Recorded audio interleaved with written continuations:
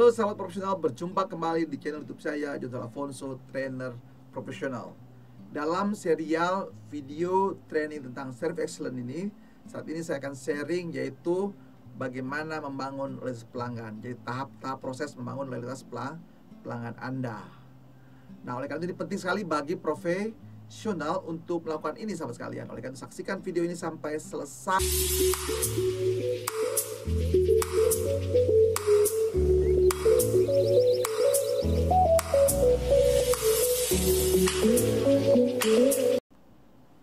Membangun loyalitas pelanggan. Nah, supaya apa? Supaya mereka terus melakukan pembelian berulang kepada kita. Lalu kedua juga targetnya mereka, customer kita, memberikan rekomendasi, memviralkan kepuasannya kepada sahabat, teman-teman, dan semuanya. Lalu yang ketiga, ketika dia loyal, maka dia bisa meningkatkan proporsi penjualan belanjanya atau volume pelanggan dia tingkatkan karena dia puas ya. Nanti kalau soal masalah kepuasan pelanggan nanti Anda bisa cek di video sebelumnya sahabat sekalian. Nah, ini dia tahap-tahap yang harus Anda lakukan di dalam bagaimana membangun loyalitas pelanggan. Tentu nanti loyalitas pelanggan ini tentu hasil kerjasama ya, kerjasama dari tim marketing, tim dari sales juga harus jalan, karena sisi marketing udah jelas ya unsur bagaimana melayani pelanggannya kan begitu ya.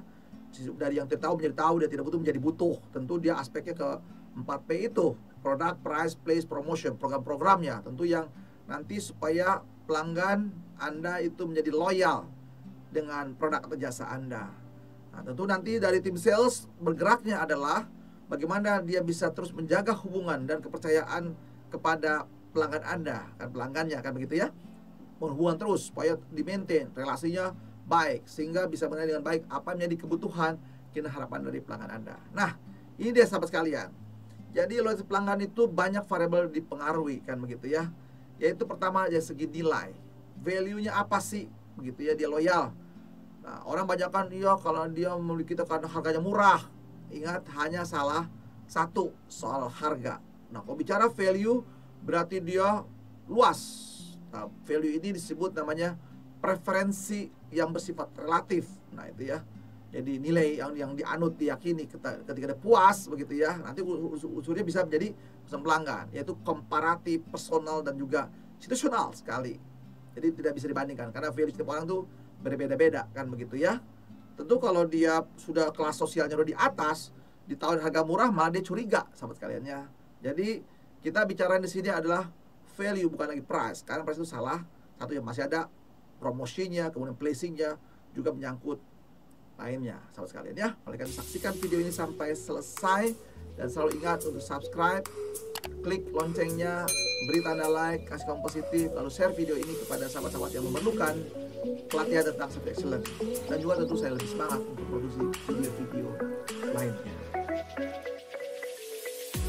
Nah, ketika Anda bisa memenuhi value-nya pelanggan Anda kan begitu ya, maka dia merasakan ya pengalaman yang indah berinteraksi dengan produknya atau dengan orang-orang di dalam perusahaan Anda, dan mereka bahagia kan itu ya. Jadi value itu harus dibangun sahabat sekalian, dari value-nya nama Anda, perusahaan Anda kan ya, perusahaan Anda, lalu organisasi Anda kan di situ ya. Kedua, value dari marketingnya, value dari salesnya, nah baru value dari produk dan jasa Anda. Nah, jadi banyak aspek semua sekalian ya. Nah, itu jadi supaya dia punya pilihan-pilihan. Nah, ketika sudah memenuhi value dari pelanggan Anda, dia puas sesuai standar dia. Nah, ini makanya kenali pelanggan Anda, makanya lihat video sebelum-sebelumnya ya. Lalu ketika dia terpenuhi value-nya dia, kemudian dia menjadi puas. Menjadi kepuasan, terpenuhi kepuasan. Tapi ingat ya, kepuasan sifatnya sementara, karena manusia berkembang, bertumbuh terus. Habis jadi tadinya kebutuhan, lalu jadi keinginan, jadi harapan, dan seterusnya. Nah, puas seluruh aspeknya, jadi perlu disurvei kepuasannya di apa. Nanti ada kepuasan sesuai dengan ya Anda punya kebutuhan dasar, bisa kan? Tapi satu orang bilang puas, satu orang enggak. Kenapa? Karena jangannya levelnya sudah lebih tinggi ya tingkat kepuasannya dia. Jadi kenali.